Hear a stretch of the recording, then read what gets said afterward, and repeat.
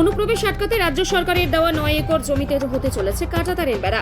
ভারতের ও বাংলাদেশের সীমান্তের ফাঁকা জায়গায় কাঁটাতারের বেড়া দেওয়ার জন্য নেওয়া হলো উদ্যোগ। সম্প্রতি শুরু হয়েছে জমি সমস্যার জমি অধিগ্রহণ না হওয়ার জন্য অনেক ক্ষেত্রে অসুবিধা হচ্ছিল।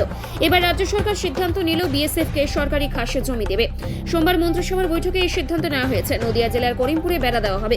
ভারত বাংলাদেশ সীমান্তে বরাবর কাঁটাতারের ফাঁকা অংশ পূরণ করার জন্য 9 একর সরকারি খাস জমি হস্তান্তর হবে। বিএসএফ জমি সমস্যার কথা অনেক দিন ধরেই জানাচ্ছিল। কাঁটাতারের বেড়া ও আউটপোস্ট দিতেও তৈরি হচ্ছিল সমস্যা। ভারতীয় সীমান্ত রক্ষী বাহিনীর এবার রাজ্য সরকারের দেওয়া জমির ওপর কাঁটাতারের বেড়া দিতে চলেছে বিএসএফ। অঞ্চলের জনপ্রতিনিধি আমাদের গ্রামের পাশ দিয়ে যে নদীটি বয়ে গেছে সেটা আমাদের দীর্ঘদিন ধরে আমরা বিভিন্ন কাজে ব্যবহার করে থাকি। আমাদের অনেক চাষ জমি আছে নদীর ওপারে।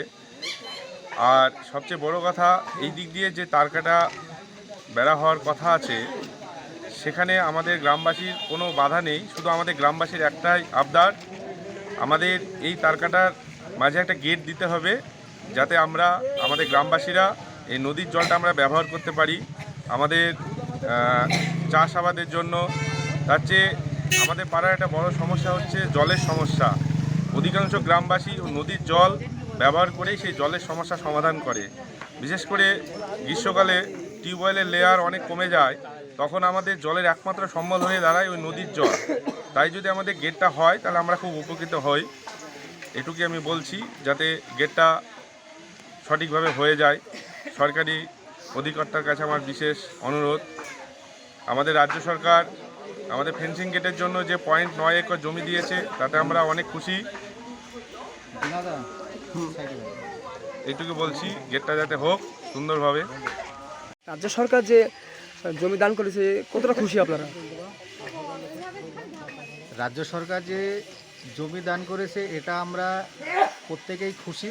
কারণ হচ্ছে দীর্ঘদিন থেকে যে তার কাটা নিয়ে সমস্যা চলছে, সেই তার কাটা হওয়ার পরেও কিন্তু এখানে প্রত্যেকটা গ্রাম বা জনসাধারণের জন্য একটা গেট দরকার। যেহেতু আমাদের এখানে মাথাভাঙা নদী আছে, নদীতে দীর্ঘ দিন থেকে চান বা অন্যান্য কাজ এখানে করে থাকে পাবলিক।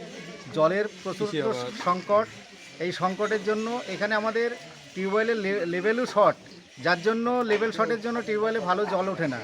এখানে প্রায় আমাদের একটা বুথের আন্ডারে প্রায় 1,500 লোক, 1200 প্লাস ভোটার। এতগুলো জনসাধারণ কোথায় যাবে? যাওয়ার কোনো জায়গা নেই। কারণ সেজন্যই পাবলিকের একটাই আন্দোলন বা আবেদন, এই গ্রামের জন্য এলাকায় একটা গেট দেওয়া হোক।